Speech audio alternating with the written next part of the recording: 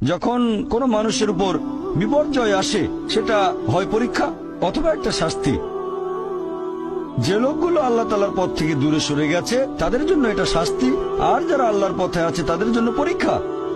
হতে পারে যে বাবা মা খুব ভালো মুসলিম, 5 ওয়াক্ত নামাজ পড়েন, হয়তো যাকাত দিয়েছেন, হজ পালন করেন, রমজান মাসে রোজা রাখেন, আল্লাহ তাদের একটা সন্তান দিলেন জন্ম থেকে যার হার্টের সমস্যা। সত্যিকারের মুসলিম, সত্যিকারের মুমিন বলবে আলহামদুলিল্লাহ, আল্লাহ তাআলা তোমাকে অনেক ধন্যবাদ, আল্লাহ তাদের পরীক্ষা করছেন। আরেকটা লোক যে কৃতজ্ঞ নয় আর এই পরীক্ষায় হয়তো পাশও করবে না, সে বলবে কেন, সে লাফালাফি শুরু করবে, আল্লাহর কাছে অভিযোগ করবে যে কেন আল্লাহ তাআলা আমাকে এমন বিকলাঙ্গ সন্তান দিলেন জন্ম থেকে যার হার্টের সমস্যা। আর পরীক্ষা যত কঠিন পুরস্কার তত বেশি, পরীক্ষা যত কঠিন পুরস্কারের পরিমাণ তত বেশি।